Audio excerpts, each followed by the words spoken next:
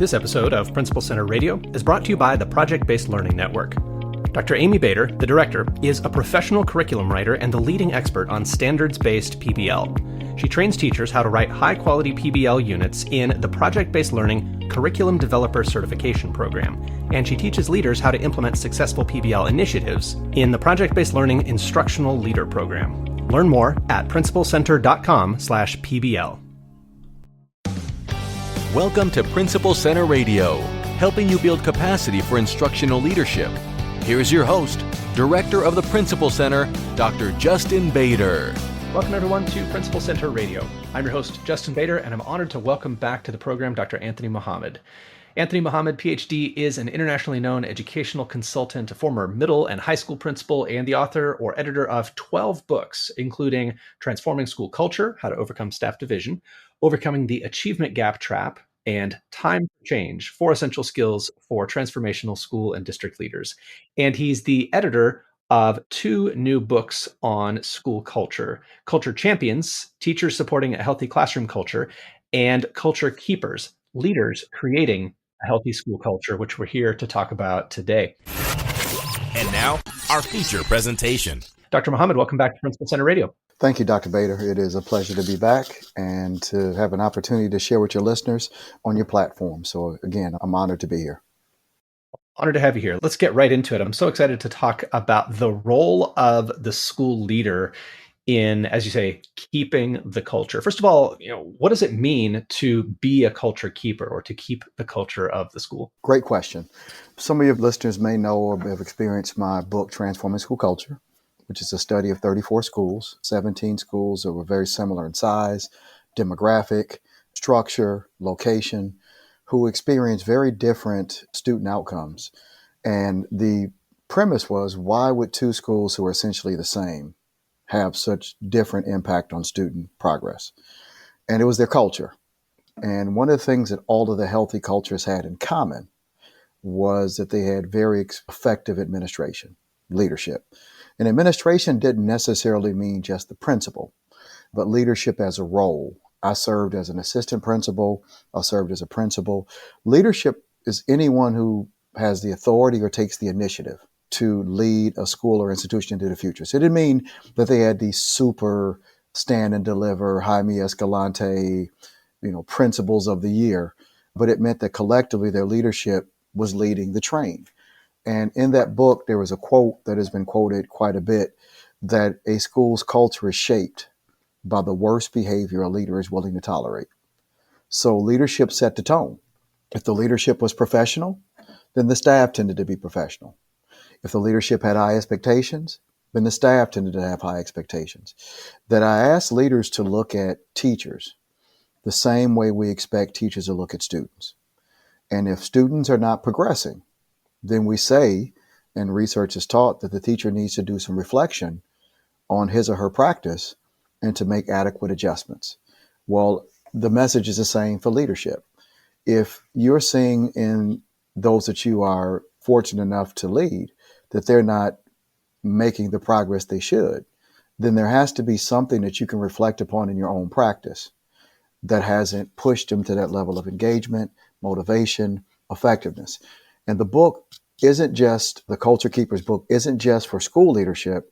It's actually a chapter on district leadership, because the same concept exists in a district, but it scales up to the district leadership as it pertains to the cultural health of the entire district. Well, I feel like school culture is one of those things that we know when we see it, right? We can feel a good culture. We can feel when a culture is unhealthy in some way. And one of the things I've always appreciated about your work is that you help us understand something that otherwise can be fairly nebulous, and you help us take action to improve it. And I feel like we're at a moment in history. Like, obviously, you've written a number of books on this that remain classics, and would, of course, still highly recommend those, especially Transforming School Culture. But one of the things that's strange about the time we're in now, a couple of years after the pandemic, we've seen things as disparate as, car insurance rates going up, teacher absenteeism being high, low numbers of applicants with traditional certification for open positions. I feel like we're in a very different place as school leaders than we were a few years ago, where it was all about just hiring and retaining the right people and, hiring for a vision. Sometimes we're hiring out of desperation. Sometimes we're grateful to have anybody at all who, has a pulse to walk in the door and work with our students. And I think as a result of that inability to, maybe be more selective, we're finding ourselves having to deal with a wider range of things. And I mentioned car insurance rates just because I feel like that is a quantitative indicator of just a little bit of the chaos that has maybe become more a part of our daily lives in the last couple of years. What's your take on all of that? Absolutely. I agree with everything that you've said, but I would say that that makes school culture even more important. If you don't have staff who are coming through a traditional teacher education program, we're looking at second career people, people who are accelerated through an alternative program. First of all, I'm glad that those people have chosen to come to the profession, because without them, I mean, how many classrooms would be empty and how many students would be underserved? But the late Dr. Asa Hilliard, who used to be a professor at Georgia State, said that culture is to an institution what water is to fish. It is the environment that shapes whether that person thrives or does poorly. So if you're bringing in a person who's a second career person, they used to be a salesperson, or they used to be a civil servant working a government job, and they're interested in being an educator, they don't typically have the background and theoretical foundation that a typical traditionally prepared teacher would have. So that would mean the way that we socialize that person, how that person does their job, creating a collaborative environment where we can accelerate their progress through sharing good practice, helping them reflect on their practice, providing coaching, creating an environment that's student-centered so they learn how to treat students, how to treat parents, how to respect the institution. In this very tumultuous and unstable period, the schools that are going to continue to thrive are those that have healthy cultures, because those that were unstable when times were much better, how are they going to respond when things are challenging? We saw that during the pandemic. Schools that were already collaborative just used an online platform to extend their collaborative culture. But those that were dramatic and confrontational and resistant and unprofessional, they just tanked during COVID, because COVID didn't really shape their culture. COVID revealed their culture. So hard times don't really shape your culture. They really reveal what your culture was to begin with. Anybody can thrive when everything's great, but wouldn't we say that culture is probably more paramount now than it's ever been? Because how is an organization going to find stability if they don't have a set of very productive and predictable norms of behavior of their professionals? They don't know what wacky policy is going to come up next. They don't know what funding curve, but they can control how they treat one another, their attitudes about students, their professional conduct, their commitment to student learning. Those are things that outside entities can't disrupt. If you have a healthy culture, you are more prepared and capable to respond to those things that are sometimes outside of our control. It's interesting as we welcome new people into the profession, who may be career changers, maybe had a career in a different field.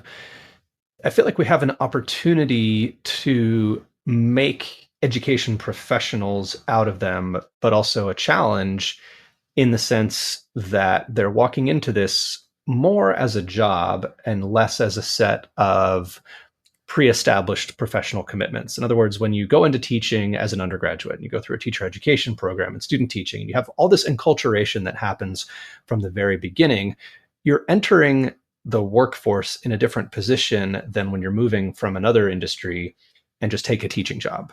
And I feel like that puts us in a different position as school leaders, where we might have, highly competent adults who have lots of life experience and can learn how to teach, but there's also this sense of professional commitment and the sense of fostering commitment to the school's mission, vision, and values that's so important for hanging on to people. Because we know this is not the easiest job in the world.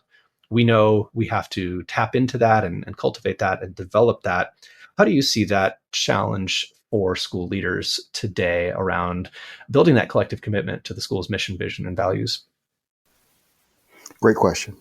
Very well respected sociologist named Dr. Dan Lordy, University of Chicago, wrote a book in 1975 called School Teacher: A Sociological Study. And Lordy's argument was is that change is nearly impossible in the current cultural and social construct of American schools. And one of the things that he pointed out, he referred to as the apprenticeship of observation, that education is the only profession where those who are traditionally practicing in the field had been socialized in the field since they've been 4 or 5 years old. So typically, those who become educators have some level of affinity for the traditional system. They learn the norms, they learn the expectations, they learn the rewards, they learn the penalties, and they went through a socialization process that other professionals didn't go through. Doctors don't hang out in emergency rooms at age 5 and stay there from 8 hours a day for 13 straight years. And for most of us who went through the traditional track, when we graduated from high school at 13-year internship, we went immediately to be inundated in the literature and the research on the profession we just left. And then after leaving college, we went right back to the field that we were socialized in just 4 or 5 years earlier. So Lordy made the case that if you're 50, you haven't been outside of a traditional setting for 45 years. And he's famous for this line in the book. He said, "It is illogical to expect people who have benefited from a system to become the catalyst for changing the system." So his argument is the traditional pathway of education is one of the reasons change is so difficult to implement in the field of education, because when I was in school, you didn't get second chances. When I was in school, you couldn't have three tardies. When I was in school, we did quizzes every Friday. So what he said was is that we just historically just reproduced the same blueprint over and over. Where he did find a group and who he studied, he called them non-traditional educators. And those were people who were second career educators. He said those folks had an opportunity to witness a professional environment outside of the traditional K-12 schooling structure, whether it was sales, whether it was management, and they chose to come back to or come to education out of some desire not to make a lot of money, but something that was unfulfilling in their other career, that they tend to come with more of a desire to disrupt the system. So, though I agree, they may not have the same amount of teacher education coursework, go through the traditional student teaching. I would say, in kind of reinforcing Lordy's research, that they present an opportunity because, you and I worked in traditional schools. We witness a very high level of entitlement. You can't tell me to work outside of these hours. You can't make me. I'm independent. I can teach what I want, how I want. We witnessed that level of privilege as students. Certain teachers who the principal couldn't touch, that we knew weren't teaching us to a deep level. And then that cycle has repeated itself over and over. So I hope that it's a wake-up call to those of us who are proud, lifelong, traditional educators. But I think that we, in this hour, should welcome in those who've taken the challenge to help us through a very tough situation. And they may be more prepared to address the issue of change than any traditional educator would have. I appreciate that framing because it reminds me of the superintendency of John Stanford in Seattle, who was a United States Army Major General and served as superintendent just before I started, a couple years before I started. And, it had been probably 4 years since he had passed when I started teaching, but he was remembered as someone who really brought some perspective and really brought some needed changes. So I appreciate your point there that we have the opportunity to get out of the kind of insular thinking of our own profession and learn from the experience of people from lots of different walks of life. And not that he turned the school district into an army battalion or anything of the sort. We're still going to be an educational organization, and of course we could go too far with that in either direction, but the perspective, I think, can only add value. And I've certainly seen that in many of the educators I've worked with who were career changers. Let's talk a little bit about some of the challenges of building that culture that is compatible with educating students and with doing the type of work that educators have to do. Because I think the flip side of that is sometimes we see more of a this is just a job mentality. This is just like any other job. I could take this or leave it. And certainly we've come to appreciate that people actually can leave the job if they so choose. But one particular manifestation of that challenge that I've noticed over the past couple of years is around staff attendance. And when I was a teacher in Seattle, we got an incredible amount of sick leave, right? Like you could get 14, 15, 16 days of sick leave a year. And I found it very difficult to do the job while being absent more than a handful. I think I used hardly any sick leave at all because you just kind of have to be there almost every day to be effective as an educator. And many states consider kids missing 10 days as truant. Right. But that's the entitlement we give everybody. And certainly people do get sick and need to stay home when they're sick and need time to care for family members. But I'm also seeing problems with people essentially treating all of their sick leave as personal days, vacation, I felt like going to the movies, whatever. And it's a delicate matter for leaders to say, hey, you know what, this is if you're sick, but at the same time, this is not for you to go to the movies or, relax. Like your students actually need you to be here pretty much all the time if you're not sick. So talk to us about the culture side of that, because I feel like we can handle that as an HR issue. We can handle that as a conversation that we have. But in this volume that you've edited, and I know you bring in the perspectives of a number of different authors and contributors, how do we see issues like that as culture keeping opportunities? Great question. Things like absenteeism, high turnover, tardiness, I refer to them in my literature as check engine lights. It's not the cause. What you're seeing is the symptom. Anybody can have a cough, but the intelligent professional physician wants to get down to the root of what causes that cough. People don't sign up to be educators to be absent. And when those types of check engine lights start going off, it's a manifestation or an indicator that something deeper is happening. Are they not engaged? Are they struggling with the impact of their practice? Are they experiencing kind of a draconian environment? We've made very popular the walkthrough evaluations where we walk through and we have an iPad and we give teachers unfavorable feedback to prove that we're instructional leaders. They're being asked to stay for an exorbitant amount of hours after school, after they are struggling just to get through the school day. I think that leaders would make a mistake to overreact to the symptom and not really get down to the cause. And several chapters in the book get into how can leaders be proactive in producing an environment where an educator feels affirmed, they feel effective, they feel like they're part of a team, they feel like they're contributing to something bigger than themselves. When I hear educators say, well, kids don't care, they're not committed. Well, I disagree with that. People commit to what they value. And when I see a school where the school's labeled a failing school, but I go to do PD and I see young people out there doing marching band practice at 7 o'clock in the morning in the scorching heat. No, those kids are dedicated. They're just dedicated to what they see value in.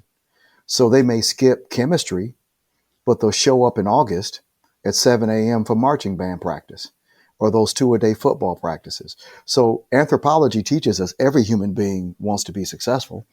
Every human being wants to be connected. And if teachers are disconnecting by being absent at a very high rate or tardy or disengaged, I think it's incumbent upon a leader to ask, what is it about our system that somebody doesn't want to attend? What is it about their day-to-day professional life that makes it more attractive to sit at home than to actually exercise a vocation that they dedicated years of their life to prepare for, but now they find it more favorable to stay at home. The Culture Keeper's book is really for leaders to look in the mirror. The environment that you lead is greatly dictated by your effectiveness as a leader.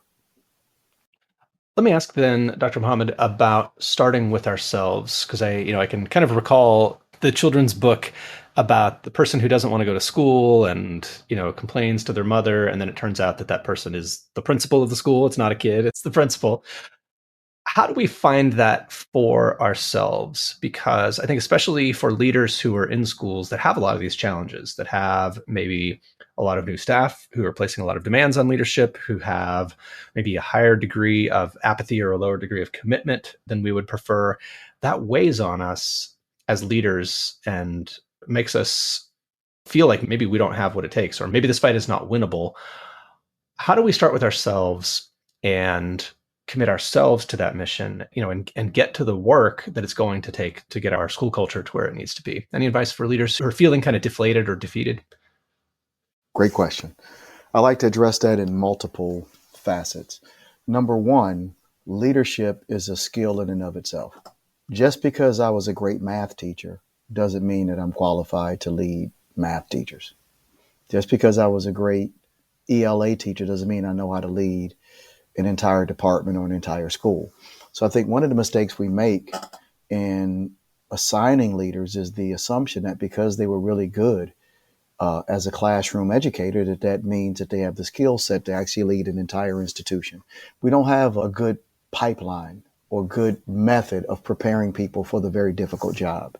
We take good teachers, put them in a seat and say good luck. So I want to start in kind of addressing the dilemma of leaders, school leaders. One of the chapters in the book was written by Doug G., who is a superintendent in Iowa. And he writes about the district office and board's obligation to do for school leaders what we're expecting school leaders to do for teachers. So if you are my superintendent and you place me in a position and you say, go, good luck. Well, that's pretty bad leadership. The same way a school leader who just assumes that you hired a teacher and say, well, I expect you to do it on your own. Now, good luck. What is district office's obligation? Because district office is really useless without effective school leaders and effective practice at school. I mean, you've lost your utility. Superintendents don't teach lessons. They don't do interventions. They don't provide instruction. They don't coach teachers. They orchestrate. So one of the most important jobs of a district leader is to put their principals in a position to be successful and support them the way they're expecting their principal to support teachers and the way we expect teachers to support students. So let's start there. Number two, I would encourage a leader, just like a teacher, think about your skill set of leadership. And Dr. Luis Cruz and I wrote a book called Time for Change, and we address 4 critical leadership behaviors, from communication, which is we call the meeting of the minds, building trust, which we call the connection of the heart, providing material support and capacity, helping teachers get better at their jobs, and having the courage to have high expectations and hold people to those high expectations. Start there. Perhaps your suffering as a leader is indicating an area that you may need to grow. Maybe I need to become a better communicator. Maybe I need to be more emotionally intelligent. Maybe I need to pay greater attention to teacher support and teacher development. And maybe I've done all those things, but I'm not courageous enough to toe the line and say, we know how to do better, and now the expectation is that we do better. Maybe my courage is the issue. So Dr. Cruz and I asked leaders to start with those 4 skills. And if you get better at them, we have evidence that you're going to start to see greater impact of your leadership. So I wanted to frame that question, and anybody that's listening that's from central office, the answer to better school leadership is not to just hire and hope and then retain the ones that are good and fire the ones that are bad. The same way that there's a teacher shortage, there's an administrative shortage. Central office has an obligation to developing culture through their leadership and leadership teams at every campus. And a leader has a personal obligation, a principal, an assistant principal, to build their skill set to get better at their job and to seek networks and opportunities like your program and professional organizations and lean on their colleagues, not as a pity party, but as a professional support system, and collaborate the same way we expect teachers to collaborate. Now, one thing that I think we mentioned briefly earlier is that this book is an edited volume. So you've had contributions from a number of different authors. And I know we can't get into every single chapter and every single author in the brief time that we have available. But do you have any highlights that you want to mention from some of the different contributors that are worth mentioning? Absolutely. Dr. Luis Cruz has a chapter addressing using our time for change framework. I mentioned Doug G. and his chapter on central office. Michelle Dillard, who is an associate superintendent in DeKalb County, Georgia, has a chapter where she addresses really honing in on the diversity of your faculty to move your leadership and culture initiative forward. Woodson Plummer, who is a former alternative ed principal in DeKalb County under Ms. Dillard's leadership, addresses leveraging collaborative teams, using your leadership through collaborative teams to push culture. There's so many that we address. As a chapter on addressing attendance, creating a culture where students feel welcomed. There's so many, I don't want to leave anybody out, but those are some ones that come to mind right away. All the chapters are good. One of our contributors addresses engaging parents and creating a culture of literacy. So the book covers the whole gamut, from student achievement to attendance to addressing collaborative teams and diversity. It's just a very well-written anthology, and I'm really proud of all the authors that contribute. We even have Mario Acosta, Dr. Acosta, who is one of Marzano's associates, who led a chapter on instructional leadership and its impact on culture. Definitely worth checking out, as well as the companion volume that has a similar structure, Culture Champions, Teachers Supporting a Healthy Classroom Culture. But this book is Culture Keepers, Leaders Creating a Healthy School Culture. Dr. Anthony Mohammed, thank you so much for your time today. It's been a pleasure. Thank you, Dr. Bader, and it's always a pleasure to be on your platform. Thanks for listening to Principal Center Radio. For more great episodes, subscribe on our website at principalcenter.com/radio.